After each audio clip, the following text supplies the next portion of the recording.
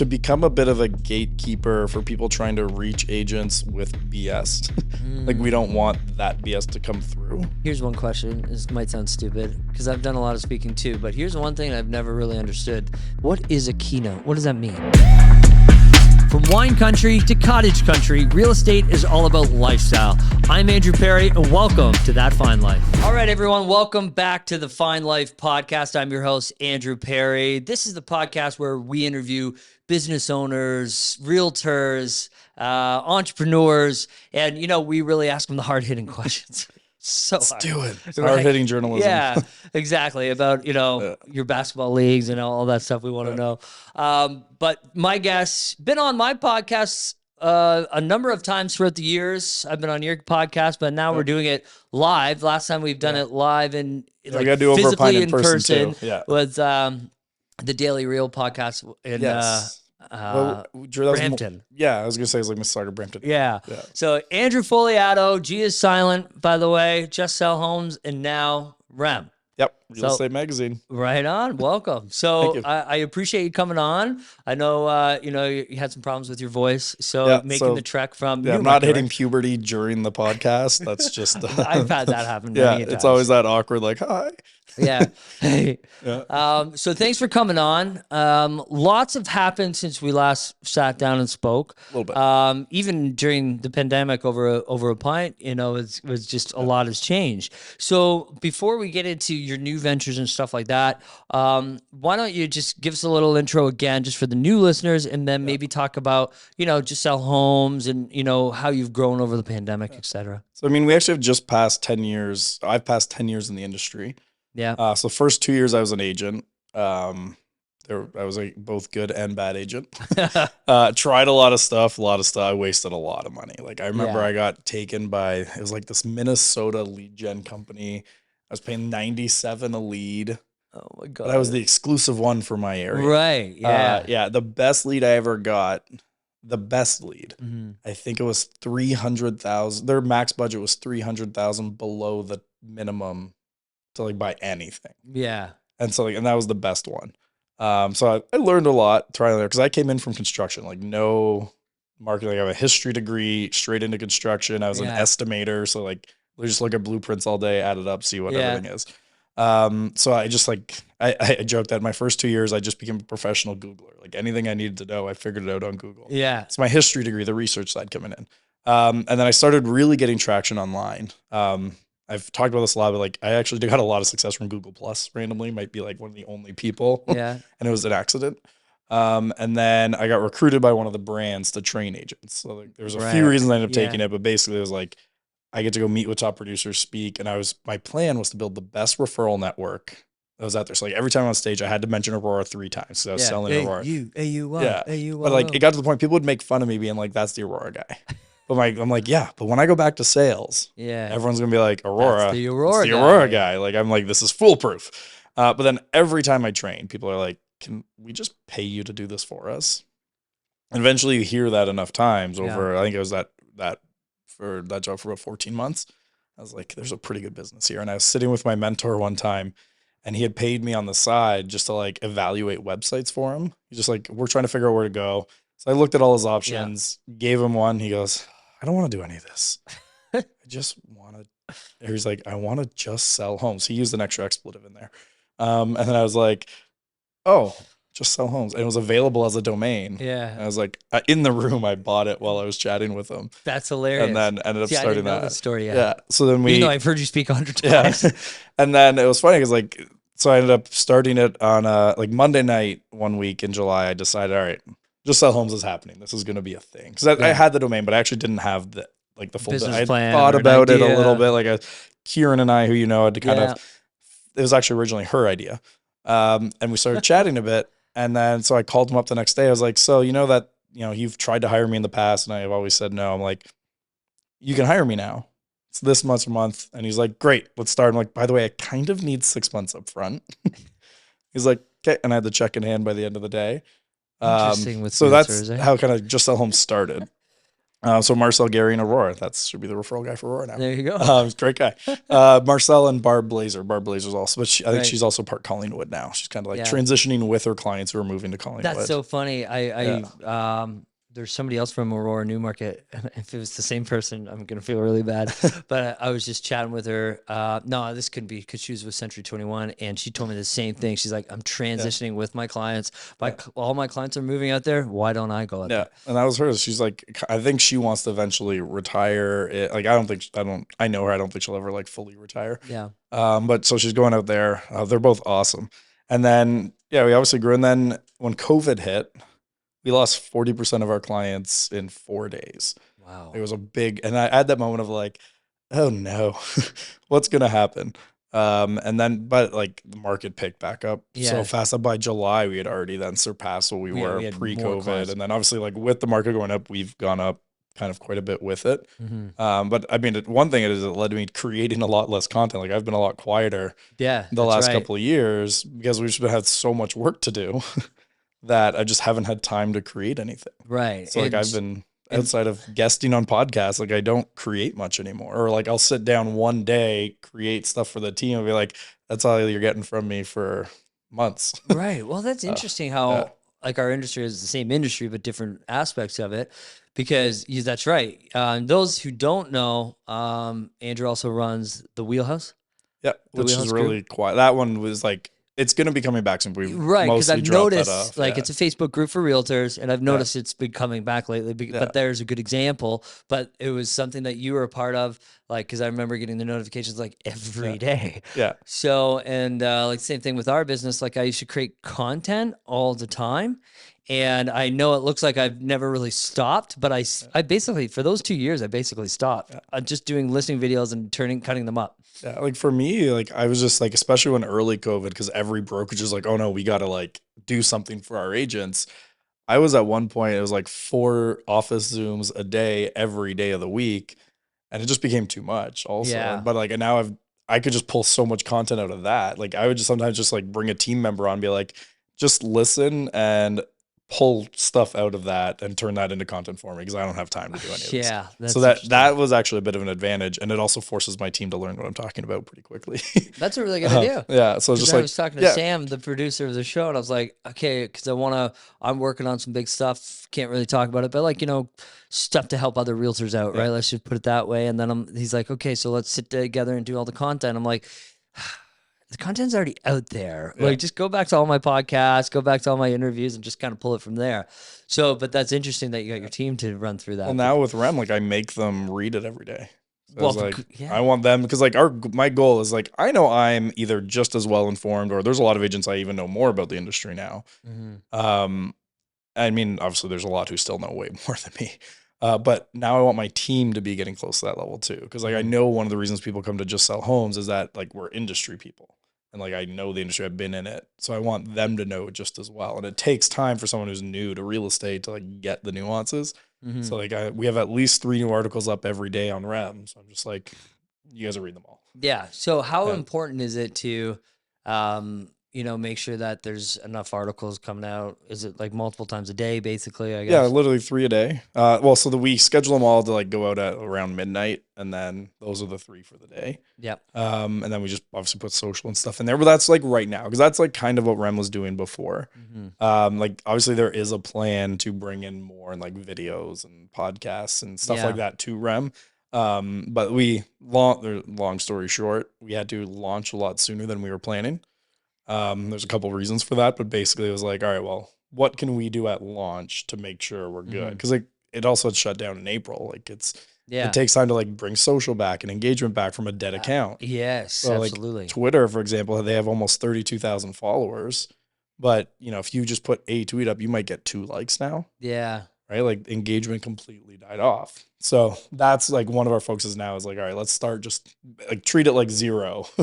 We're now bringing it back. So why don't we just for the people who don't necessarily know what we're talking about, Rem Real Estate Magazine, that was a company that came out how long ago? 1989. So 1989. 2 years old.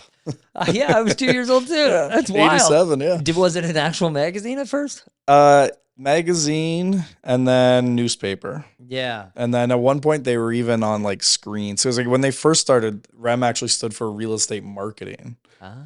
And they were more meant to like help people showcase their listing. So like think about like stores where you see TVs. Their idea was, well, let's have them rotate listings through it. And that's how we'll sell, is help agents promote their listings in different areas where there's TVs. And then they quickly ended up pivoting to more like a trade publication model. And then they sent a newspaper to every brokerage in Canada, or almost every brokerage in Canada, and they physically mailed it out every month. And obviously when COVID hit, no one's in the offices anymore. Yeah. That dried up pretty fast. Right. So then they shut it down April of this year. So it's 2022 if anyone's watching this later. So April 2022, they shut it down. And so then this is actually the second time I've tried to buy it. So I tried again earlier in COVID, but they weren't ready yet. Yeah, they weren't ready. So I started that conversation up. Took a while. And then, it took a while and then it like sped up really fast. So it was like, I remember when I first started talking to them, I'm like, all right, like best case, we're talking like January 2023. Yeah. Like, there's no way it's going to happen sooner than that. And then like mid-July, he's like, so yeah, let's do it. Let's just do it. And I was like, all right, we're doing it then. Yeah. So we did like a 30-day close type of thing. And then we closed on it in August, relaunched it in September. Picked up Jordana as the new editor. Yeah, which is exciting. Cool. Yeah. So you were the only person I had on my list of people that might know who she is. Yeah.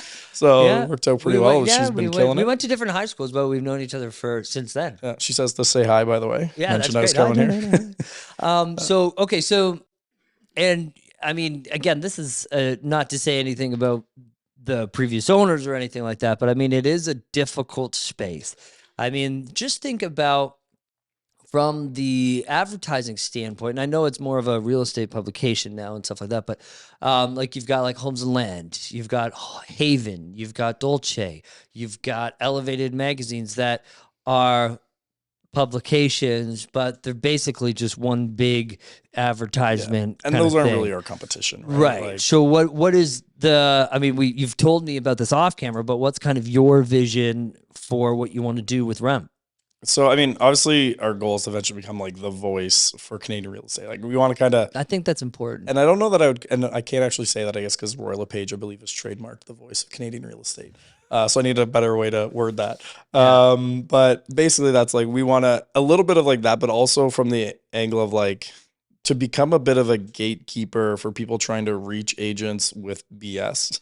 Like we don't want that BS to come through. Right. So like we can actually act as a filter and like evaluate things that people are trying to pitch to agents. Be like, okay, is this worth it? It's like I've already turned down advertisers. Like even though like the revenue is at zero, we got to bring it back up, because the nice thing having Just Sell Homes is that if I don't have sold ad space, it's a JSH ad. Yeah. Right. So I don't have to sell everything. Yeah. So like we don't, and like even like just for what we can then send over to Just Sell Homes from a business perspective, even if REM is break even, I'm more than happy for what it can do in other parts. I agree. So I don't need REM to be this massively like, which I think it can be. Like I bought it because I think on its own, it's a great potential as a business. I agree. But even if it ends up not being that, which it already has proven in the like month we've had it, that it is a good business, that it's very good for what we can do with it. Right. So. And I think like the Americans, they have a few different options, you know, in men and other things like that. And Canada doesn't really have anything. I know like there are a few great people that are good friends with you and me that put on amazing events. But me, when I heard that you bought it, automatically I started, okay, this could be a massive opportunity for publications, non-bias, articles helping realtors, but then also I'm thinking like everything else that could happen: podcasts, events, it's gonna be a media memberships, maybe of some kind, right? So we'll do premium content. But one thing I always want to be very clear about is we will never put the news behind a paywall. So like that, because like, I like that. That I think like industry news should not be something you have to sign up to pay to get, right? Like what we might do is like premium content in this sense. Like I'll give you an example with Just Sell Homes. Last year we paid Phil Jones to come and do like lead conversion workshops for our clients. Yeah. So he came in like beginning of the month, basically he's like, here's how you work with leads. And then 3 to 4 weeks later, he came back. He's like, all right, you guys have been working the leads for a month. What are the objections you're getting? And then he worked with everyone on how to handle their specific objections. Yeah. That's so amazing. Like, I will now do something like that for REM. That's premium content. Like that you have to pay for because I got to pay for Phil to come in and do Of something course. like that. Yeah. He's not cheap if you know Phil No. Jones. Yeah. And so like that'll be the premium content we're talking about. And then like there might be things like we're discussing the options like some white papers where like really in-depth research on specific things. So like one we're looking at, and we haven't decided to like which one we might do start, but like as an example, how would like blockchain potentially impact real estate? I know everyone's kind of crapping on crypto right now. But the underlying technology, like there is some interesting things. Like I've heard Gary Vee speak about and others of like that idea of like, what if when the developer built it, he put the contract for the house on the blockchain and they got like half a point of every sale going forward because of the way it's set up. Well, like that's a very interesting idea, but I can like from my conversations, like I know organizations and organized real estate will shut that down. Like they will not let that happen. So, but like that's an interesting thing to explore really in depth about. And like that, if we do like an in-depth 100-page report on, what's that future of blockchain and its impact on real estate, like we might turn that into a premium report you can pay to download. Right. So like that type of thing is where the premium content will come in. Right. And especially if the content is like, extremely valuable from like a coaching standpoint or something that, other people are spending like thousands of dollars a month for the same type of content. Maybe there's some value. So I don't want to get into the coaching space. Right. Like that. No. So but where I'm looking at from that end is like, for example, I personally love masterminds. And I love masterminds way more than big conference. Like I love conferences for networking. Of course. Yeah. Now I'm a little different because I go to so many, so I've heard all the and I've like friends with most of the speakers too. Right. So it's not new content for me. So that's why I don't always like conference content the same.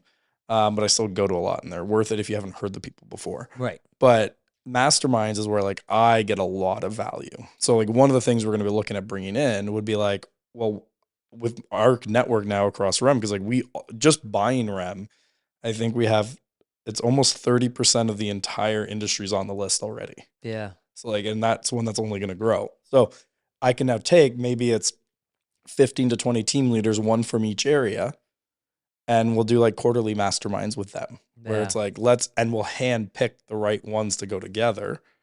And now it's like, you can set up masterminds across of people like team leaders, individual agents who don't want to grow a team but have different challenges and things like that. So it's not coaching, because like even that we can bring coaches in to help with the mastermind.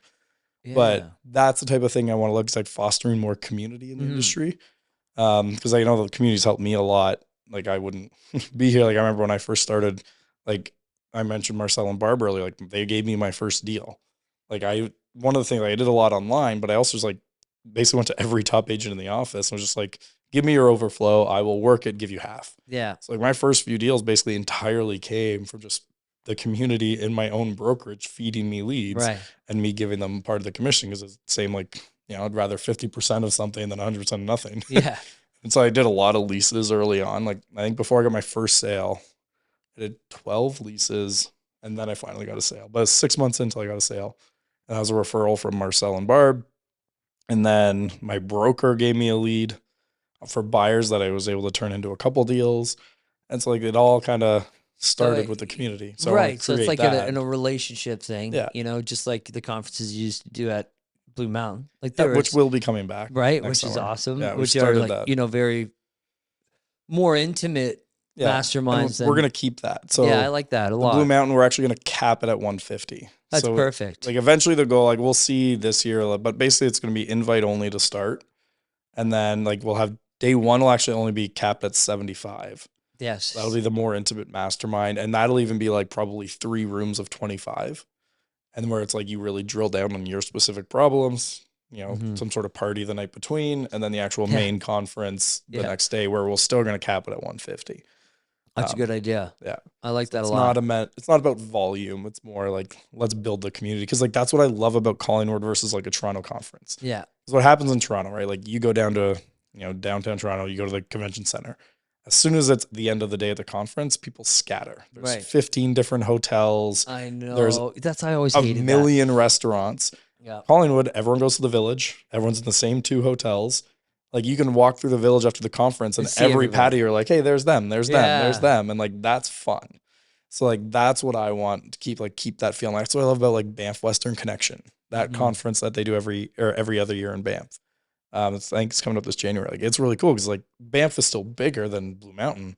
It's that same But it's vibe of still the like same. everyone's still kind Yeah. of in that area. Plus, it's Banff. It's beautiful. Yeah, absolutely. Yeah. Because when I went to Dallas for the Tom Ferry conference, Yep. first time I've ever done that. But I was also supposed to, I was also meeting up with some key players in the American industry. Yep. So I went there, and what I noticed was after, the first night, it's like all the speakers went back to a particular hotel, and there's like 20 of them.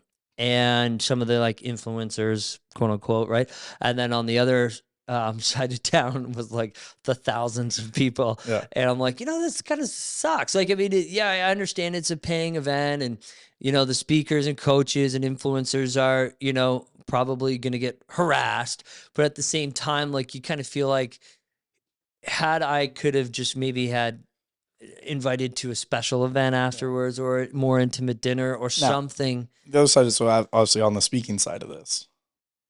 Speakers also do that because the majority of your speaking gigs come from other speakers. Right. Because you speak at an event, what happens is they're like, well, who else do you know? Because like people don't want the same person at every conference ever. That's true. Right. So it's like, well, do you know anyone who could deliver like you?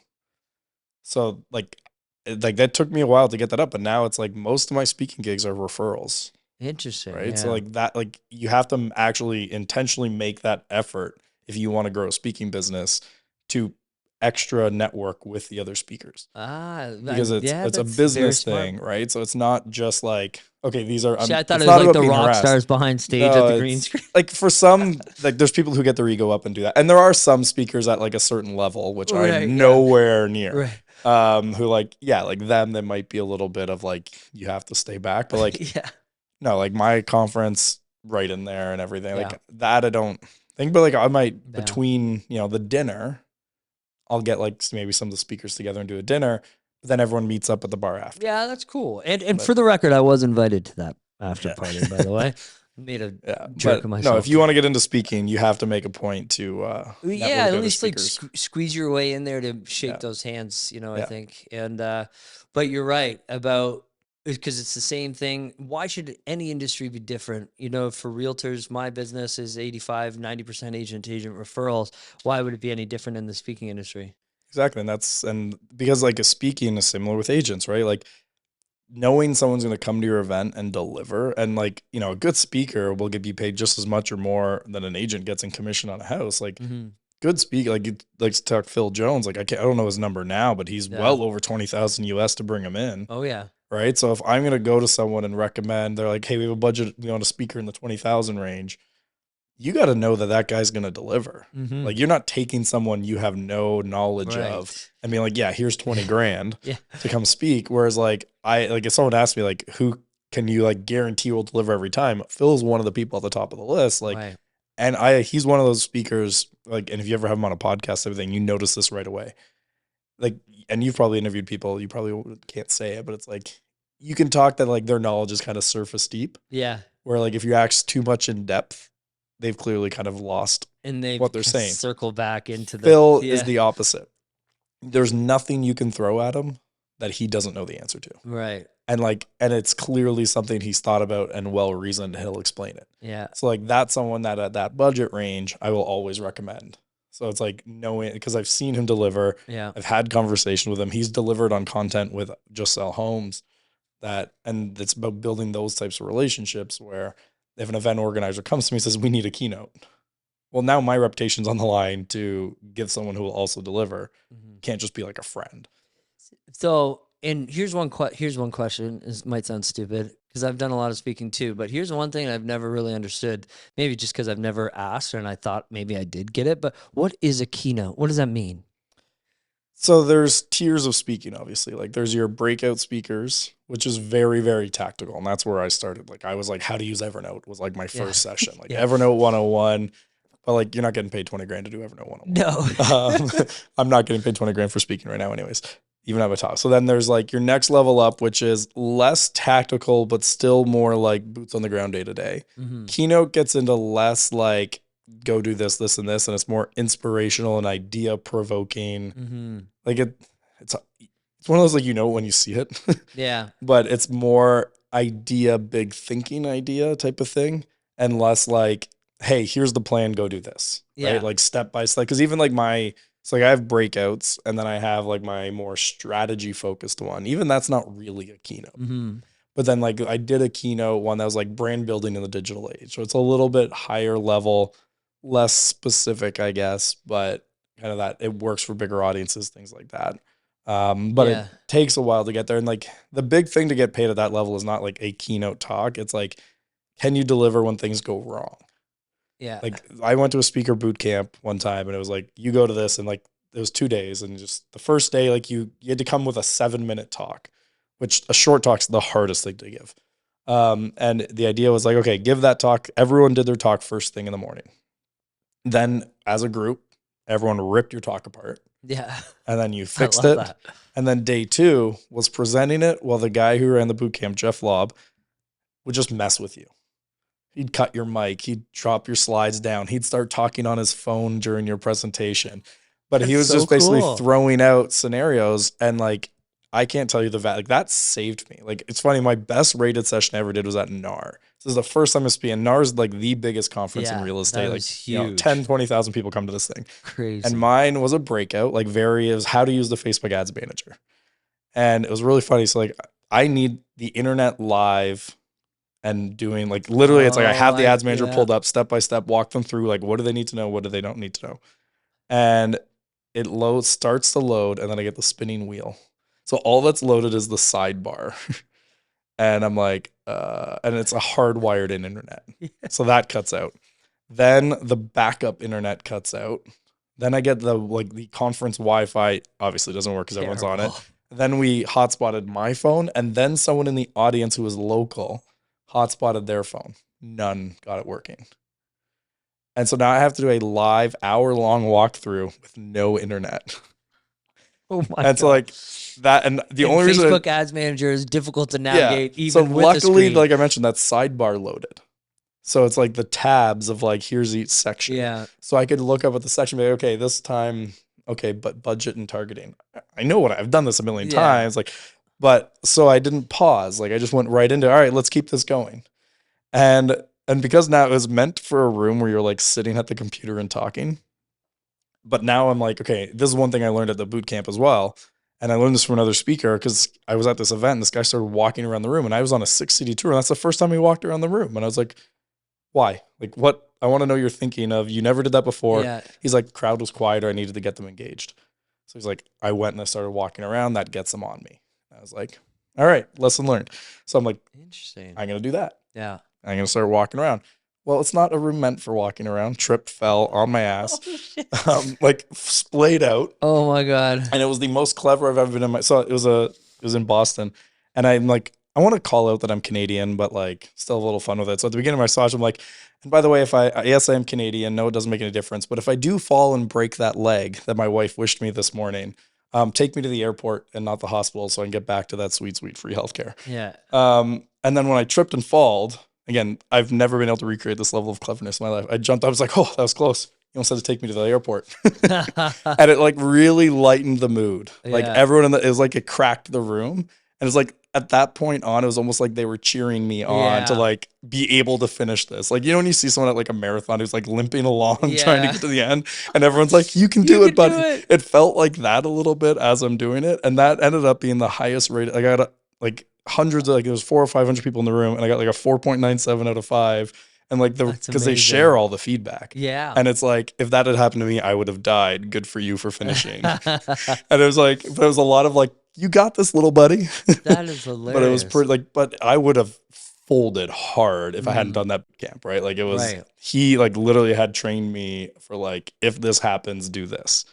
And I was like, all right. But like that type of training, like that gets you to that next level. Because if you speak enough, things are going to go wrong. Like I did Kathleen Black's conference one time, and I had a 45-minute presentation.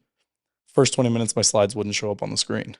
And the first 20 minutes is the only part I needed the slides because it diagrammed the funnel I was talking about. Right. So now I'm like, imagine here, there's a box. It was a really nice design, by the way, but we're just going to pretend. And then like, I'm doing this and like trying to like paint the picture on stage. But again, I wouldn't have been able to do that if I hadn't done that training. But like that's the type of thing that like event organizers want to know of. Like I go back to the example. I don't know if you ever saw this viral video years ago where like Michael Bay was on stage pitching a TV and the teleprompter broke.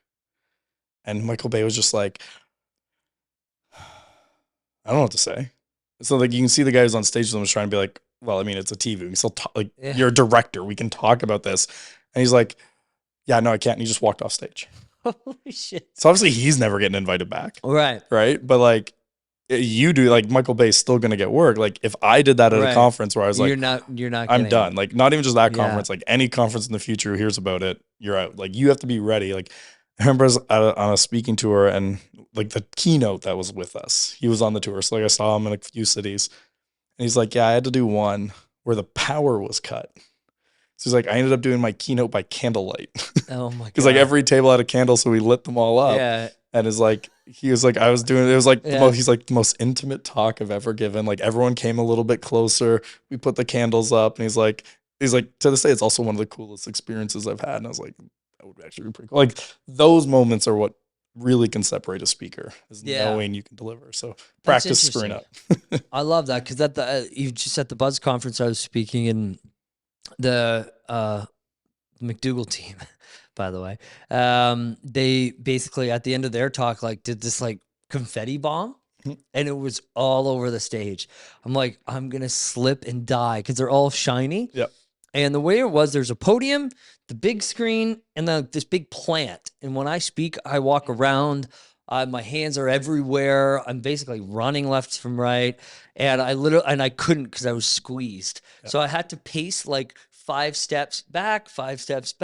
And you're right. And then, you know, another thing is like the Zoom too. When you're doing the Zoom, I'm a guy that like when I'm doing a talk, like halfway through, you know, each sentence, I'll say like a joke. And my humor is really dry. So I'm like, nobody's laughing. So I couldn't imagine comedian. And on Zoom, I couldn't, you pause and you're like, oh shit. No, I can't hear them. Yeah. I really appreciate the people who like put LOL in the chat on Zoom. Yes, thank you. Like please, those people are the real heroes of those conversations. Right? I'm like, all right, it landed with somebody at least. But I'm very conservative with my jokes on Zoom now. I only tell the ones I know get laughs from stage. Yeah. Like if I know that's a good point. Like I have a few that like I have like if you've heard me speak 5 times, you've heard the joke 4 times. Yeah. Like I have a roster of jokes that I just repeat like comedians do. Yeah. That I know win. And I'm like, those are the ones I save for Zoom if I can't see people. Right. Because I'm like, I'm not trying new material on a group that I can't even tell if they're laughing or not. So before we log off, I wanted to know because like you have kids, right? 3 kids now? Yeah, 3. I got a 14-month, 4-year-old, and then he'll be 6 next month. Wow. So I've known you as long as you've known your kids, so that's kind of cool. But so you've got 3 kids. I've got 3 kids, and I have a couple of companies as well. And I know, like, it's super, super crazy. So what went through your mind when purchasing this new company, or like why, like what empowered you? Why did you do it? So it's my 3rd company. So I joke I got a company for each kid. But yeah, no, like they actually all feed each other, right? So like Rem basically becomes the Just Sell Homes marketing arm at the end of the day, right? Like they're all like I probably wouldn't right now go and like buy a random business that's like not an Amazon drop shipping business. Yeah, or even like a physical store or something. Like I wouldn't buy a Circle K and franchise that out right now because that has nothing to do. Whereas like the 3 we have, they all feed into each other. That's a really good advice. So they help feed all that business. Like, and each of them help each other. So like Just Sell Homes does the marketing for Rem. Rem feeds more clients to Just Sell Homes. And like that's a very good relationship. And the nice thing with Rem is I don't actually have to do much day to day. Right. So like I have Jordana, our editor, who she has full control. Like I don't even see the articles till they go live. Like unless she's not sure about something from an industry perspective, because she's still learning the industry. She came from like 10 years of journalism, but not real estate. Right. So the only time I'm involved in content with Rem at all right now, this will change when we get into like video stuff. Because I'm gonna like bring over a pine over to Rem. Yeah, that's a really good idea. She is 100% out of like, I will find out the articles the same time everyone else does. Like I could log into the back end and go see if I want it, but yeah, no, I don't see anything that comes up and like the only time I will know a content's coming before if I notice there's a story out that I like we should cover this, I'll flip it over and be like, this would be a good thing for us to cover. Yeah, work on that. And even then, she doesn't always take those suggestions. Right. Right. So it's like, it's 100% her decision what goes out. So like, even when people like, because we'll have clients come to me and be like, hey, like, let's get some coverage. And I'll be like, yeah, I'll introduce you to Jordana. I'll put in a good word, but ultimately that's her decision. Yeah. Because you have to have that. Like, you have to have the separation between who's selling the ads and who's doing the content, just to keep like, that trust of, if Remax or Royal LePage is paying me thousands of dollars, that's why they're getting this good coverage. Whereas like, if one of our sponsors has like a big scandal that's like worth covering, we're going to have to cover it. Of course. Just even though they're paying us a lot, even if that means that they're going to leave. And that's why she has no insight into what, like, all she knows about who advertises us is when she's reading stuff and sees the ads. Right. Right. So like, that's how we're trying to keep everything separate to maintain that trust. But also, like, for a guy who's as busy as you, getting into something that requires more attention and not hiring somebody to make those big decisions for you could be. So I'm working on that too. Life. Like I just hired a VA company to help me, like, as my personal assistant. It's funny. So if you start emailing me, you might notice this. I have a VA named Bruce W, which is short for Bruce Wayne, because it's actually like 4 people who trade off. So like, let's just make up a fake person so that they're all, everyone feels like they're talking to the same person. So it's not like, why is this person have 4 different like people Jessica email? that pops up on the chats. Yeah. So Bruce W, which I made short for, because they're like, why don't you just make like a Kim at Just Sell Homes email? I was like, no, I'm going with Bruce Wayne. Yeah, Bruce Wayne. So Bruce is my assistant. But then I feel bad every now because like I email from someone. I was like, hey, Andrew and Bruce, and I was like, I feel bad that's not actually a real person. Yeah.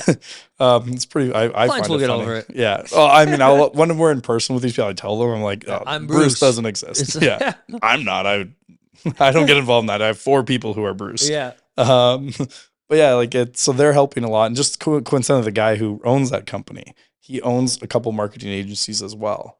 So he's also helping us like with some ops stuff there. So like there's a lot going on. Like we're investing pretty heavily with that goal of like, I'd still say the goal is 70 to 80% of my time is just sell homes. Right. And then I want to put the rest to rem. And we have a third company that an hour a week type of thing. At most I have to do right now. So that one like doesn't take any of my time really. Yeah. My brother does that one. And then this one here, like JSH takes most of my time. And then REM doesn't take much. Right now I'm doing the sales, which is what the biggest thing is. That takes a lot of time. And I'm also coordinating, like making sure the sales stuff happens. Like, we sell and like, because it's not like just sell homes. Like, all right, let's get some Facebook ads going. It's like, all right, I want a placement here. I want this placement to go from this time to this time. So like, it's a lot of coordinating and logistics. So right now I'm in the process of talking to some people to become our sales reps for REM. Cause like just hammer the phones to the people that could potentially purchase. Yeah. Once that's off my plate, then I'll probably hire like a project manager to like manage all the ads and make sure everything's going to be done properly on that end. So we're like, the roadmap is there where I think by, sometime next year, most of my time is just creating content. Like that's my goal. I want to get to the point too. Creating content and then having like higher level meetings to make bigger partnerships. I agree. And that creating content is essentially the sales driver for something like this, for sure. That's like 90% of our clients comes from me speaking. Right. So like if I'm on stage, we know that drives clients. So we have to free up my time to do more stages. And like that also includes things like podcasts. Of course. Like these are the things that drive us business. I agree. So. And it's something that I've been doing for feels like forever, but it's a fun experience because I get to have guys like you on. I've even been transitioning, which is really cool as well, and maybe something that you might implement down the road. But I've also been starting to interview my own team as well. Yeah. So not only it gets them, a chance to brand themselves, but it also allows them to see my leadership style, how it affects them and their business. And then, it's a good recruiting tool at the end of the day too. The most views we've ever had on Over a Pint was the episode with my team. With your team? Yeah, that's right. So we had, I think that one hit 170,000 organic. Yeah. Or sorry, it was not all organic. It was like 10% paid. That's amazing. Now a little bit I think it got caught in a click farm near the end. I think because at one point it just went off with all foreign names commenting. That happens, right? Though. So like you put were approaching like 90 to 100,000 views. Yeah. And I guess maybe we triggered some sort of click farm thing. And then it just like, it shot up in like 2 weeks. And I was like, And like we're getting like all these like Arab names being like, you seem nice. Like my great. TikTok is all Yeah. like I couldn't even tell you Croatian or Russian like comments. I'm like, where are these coming from? Yeah. It's Got really caught in weird. that. Yeah. So that was like when I thought it used would to have been the blog. Chuck episode. Yeah. Was that not when you guys were in the pool? Oh, Was our that first Chuck? aquatic episode. No, that was I mean that was good, but it didn't get as many views. Surprising. Yeah. I mean, who doesn't want to see me and Chuck shirtless? Was Melissa not in there too? She was there too. I was specifically talking about me and Chuck shirtless there because she was not shirtless. No, Chuck. But yeah, it was That's it was amazing. fun. That was a fun one. But that was impromptu too. Like I was actually going to film it in their office, and it was like a 35-degree day. Yeah. And we're like, man, how much nicer would it be to be in a pool right now? And we're like, they're like, I think it was Melissa said that. Chuck's like, why don't we just go to our pool? We're like, we have to film. He's like, we could probably film in the pool. Yeah. Why So not? like the actual camera's like actually resting I on know. a like surfboard and like a life jacket to get the right Yeah, height. I Then at loved it. one point, like Chuck dives in the Dives water, in. gets like a piece of water on the lens that I didn't notice for like half an hour of the episode. Yeah. So if you actually pay attention to part of the episode, there's a little dot on the lens. But if this is a really good spot to end because it just speaks to the way you run all your businesses and your meetups and masterminds and everything, is that in a nutshell, it is about your community at the end of the day, and it's about real, no BS. Yeah, that's So, the key. What about, this is the part where it's your plug now. I mean, the whole episode's kind of a plug, but the whole plug. So where can they find you? What's any call to action? Help promote the new venture. So follow me online, Andrew Fogliato. And so I have a competition with my Just Sell Homes team to see who can have more followers. Yeah. So they've been creeping up and getting closer because they're more consistent. But I want to get more. I have more followers than those still. But So we're kind there. of doing that. Yeah. Ha. But I post like once every 2 weeks. I barely touch social lately, Yeah. which is funny running a social agency. But realestatemagazine.ca, subscribe to our newsletter. That's where the best stuff comes out. And we're going to start putting more exclusive stuff in the newsletter where love that's that. the only place you can get it. On the Just Sell Home side, we do have a $10 a month paid newsletter where it's basically I write that personally. No one else touches Right. that every week. So that's like my thoughts on what's going on and like tactics we've seen. So that's $10 a month or 100 for the year. Perfect. That one's my that's my baby. I don't know if I can ever not write that one. Right. But yeah, just follow us online, justsellhomes.com or realestatemagazine.com or realestatemagazine.ca. That's It's still new. He's Yeah. it's my first Well, I day. have 4 different email addresses I have to check know. out. I keep like, is this .com or .ca? Which one is it? I know. I don't know why I did that. I did that Yeah. in the beginning of my career. I put .com because I heard that you'll reach more. So I and like .com better. Yeah, me too. But realestatemagazine.com I can't get. Yeah. So, Yeah. and they already had like a lot of domain authority on the .ca. So it's Don't not like, switch. Yeah. and I'm not changing the brand. Like No, of course not. Been around since '89, has a very trusted brand. It's Yeah. staying. Like we redesigned it, but that's it. All right. Well, thanks, Andrew. Thanks for having Appreciate me. it. Appreciate it.